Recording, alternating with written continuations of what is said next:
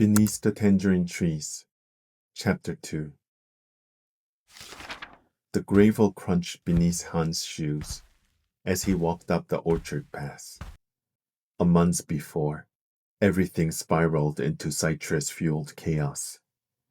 It had started like this, quiet, simple, or so he thought. This was supposed to be a reset.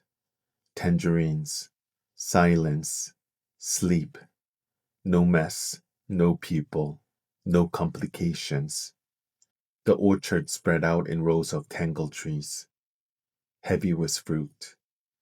Golden light filtered through the branches, making everything look softer than it probably deserved.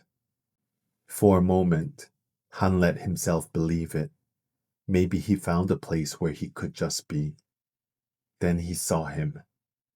The boy moved through the trees like he belonged there, crate resting easy against one hip. His sweater matched the orchard's glow, orange, soft, worn at the edges. The light caught the curve of his cheek, the loose fall of his hair, the set of his mouth. Han slowed without meaning to. This is where it all started. Before Han could think of anything to say, the boy glanced up, noticed him, and spoke like they already had a conversation.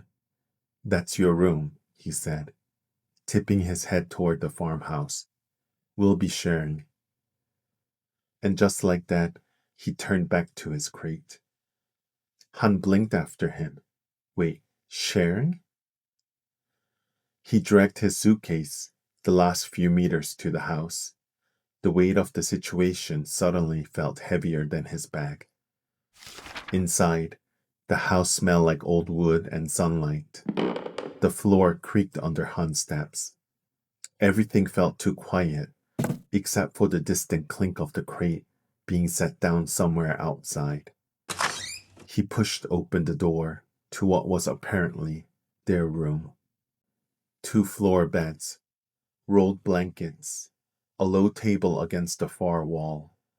The window let in a soft, slanted light, catching the dust that floated lazily in the air. Han stood in the doorway, taking it in. Rustic charm, he thought, more like my spine's worst enemy. The door creaked again behind him. The boy, Eugene apparently, walked in like it was nothing, setting his crate down without a word. He knelt by one of the floor beds, folding a blanket with a quick, practiced hands. "Hope you don't snore," Eugene said, not even glancing up. Han stared. That's it? No hi? No handshake? Did he even look at me properly? Outside, a tangerine dropped softly to the ground, as if in agreement. Han set down his suitcase, more carefully than it deserved. Quiet escape, he thought again, hollow with dread. The room didn't get better, the longer he stared at it. The bedding looked thin, the floor looked hard. The low table seemed to exist, solely to mock his expectations of furniture. Spine's worst enemy, he thought again, watching Eugene move efficiently, folding, setting down, adjusting. When Eugene finally left the room, probably to put the crate away or finish some other task, Han stayed where he was, staring at the floor beds, like they might rearrange themselves if he waited long enough.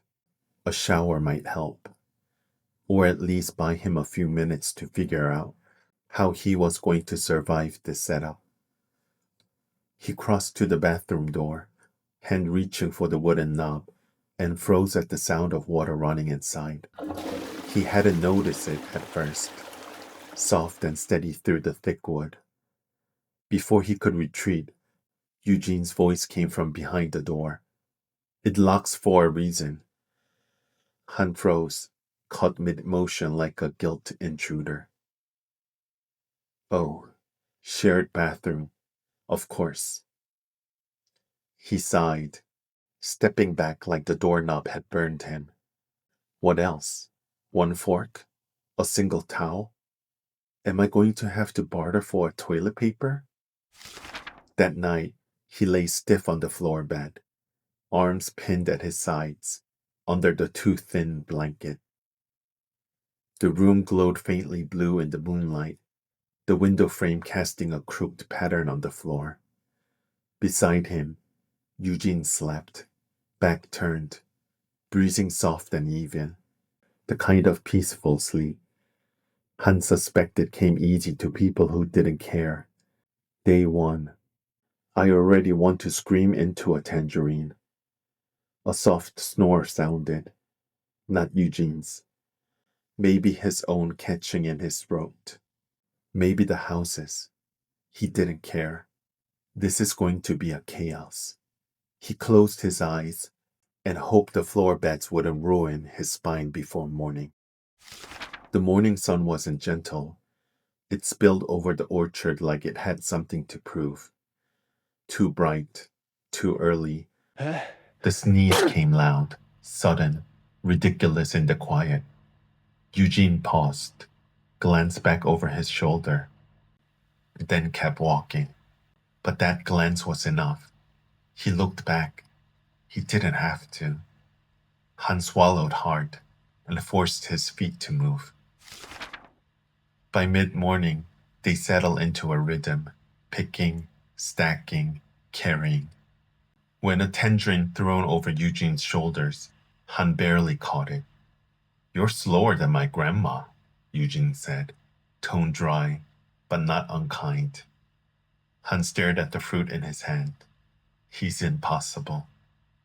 And yet, without knowing why, Han found himself smiling. The rhythm of the orchard had almost lured Han into believing the morning might pass without incident.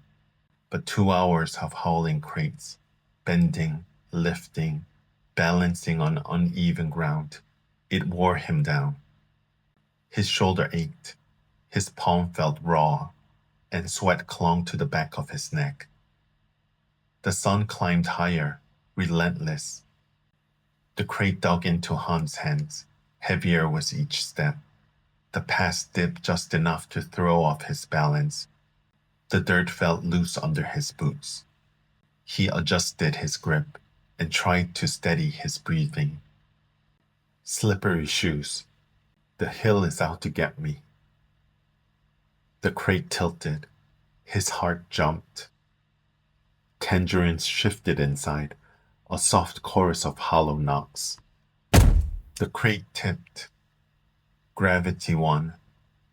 Fruit tumbled into the grass, rolling across the slope. Some settled in the shade. Others stopped mid-hill, as if reconsidering escape. Han froze, chest tight, watching the small disaster unfold. Footsteps approached. Eugene came into view, carrying 2 crates, sleeves pushed up, pace easy. Han felt heat rise in his face. Eugene slowed, glanced over, and smirked. Wait, did he just smirk? That's illegal. Han opened his mouth before his pride could stop him. Okay, but like, physics and... Eugene didn't break stride. You look better when you're not talking, he said, dry as dust. Han stood there, halfway between insulted and rattled. His pulse raced in a way that had nothing to do with the crate. Eugene set his crates down and started gathering the scattered tangerines. Han watched, stunned at the shift. He's helping. No sass, no smirk. He's probably saving it for later. Han crouched beside him, collecting fruit. The quiet between them felt strangely easy. When they finished, Eugene stood, grabbed his crates, and left without a word. The house had gone quiet, in the way only an old farmhouse could. Every creak of the floor, every shift of wood felt louder, in the stillness of early afternoon. Han wiped a hand across his face. Sweat and orchard dust clung to his skin. His arms ached.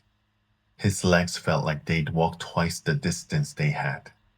He reached for his towel and froze. It was damp.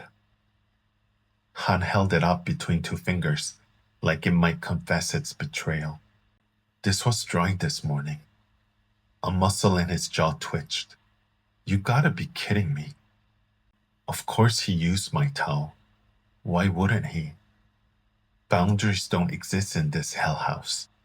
He grabbed the towel and headed down the hall, irritation sharpening his steps. He pushed the door open and froze. The room was hazed with steam, but what he saw was clear. Eugene stood near the sink, skin wet, completely bare. Water traced his spine, glinted along his back and hip. Han's gaze dropped before he could stop it. Those tangerines are damn nice. The words escaped before thoughts could catch them. Eugene whipped around, eyes wide, caught between fury and shock. What? Han scrambled back, nearly slipping, and slammed the door shut. Back against the door, Han's chest heaved. The towel felt useless in his hands. Why did I say that? The words echoed in his head, louder each time. From behind the door, Eugene's voice cracked the silence. What the hell? Han winced, pressing his forehead to the wood. You're supposed to lock it, idiot. He muttered, more to himself than anyone else. He stayed there, frozen, heart pounding, caught between running and sinking straight through the floor. The breeze rustled the orchard leaves. The memory of the shower incident clung between the walls. Well, maybe not for Han. His phone was propped against his knee. The video played again. A baker's hand moved slow and sure, smoothing caramel glaze over a citrus tart. Han's breast caught. His thumb hovered near the scrub bar. And then, he felt it, the weight of another gaze. Han didn't look up right away, but he knew. Eugene stood at the doorway, quiet, still, watching. By the time Han glanced up, it was too late. Eugene leaned against the frame, arms crossed, hair dry now. His eyes flicked from Han's face to the screen. Han froze, thumb mid-air. Eugene stepped closer, head tilting slightly as he looked at the paused frame, the perfect caramel glaze glinting in the light. You always pause at the caramel part, Eugene said, voice dry, but not unkind. Eugene straightened and nodded toward the kitchen, his voice softened. If you want, the kitchen's free. Han could only stare. The phone, Eugene, and then phone again. His heart pounded. He noticed. Eugene lingered a breath longer, then walked away, leaving Han with the glow of the screen and his own thudding pulse. Dusk settled slow. The crates were stacked, the tools put away. By the time they retreated inside, the house was dark, except for moonlight spilling through the windows. The night felt too quiet. Their floor beds barely fit in the narrow room. Han lay stiff, eyes on the ceiling, blanket pulled high. Eugene shifted in his sleep, shoulders brushing Han's arm. Warm skin against warm skin. It undid Han completely. He's asleep. I'm fine. This is fine. He's moving. Oh God. Shoulder, skin, panic. My whole body is liability. His blanket tented awkwardly. Bathroom. Go. Outside, the air was sharp and clean. The tangerine trees glowed softly, fruit glinting like stars. Above, the sky was endless, and bright was the real ones. The breeze carried the orchard scent, sweet and alive. He stared at the trees, at the moon's pass across the sky. I want this. I really want this. His breast fogged in the cool air. Damn it. If you enjoyed the story so far, follow or subscribe so you don't miss what comes next. And if you felt something, anything, leave a like, a review, or share it with someone who might need a little sweetness in their day. Thanks for listening. We'll see you beneath the tangerine trees.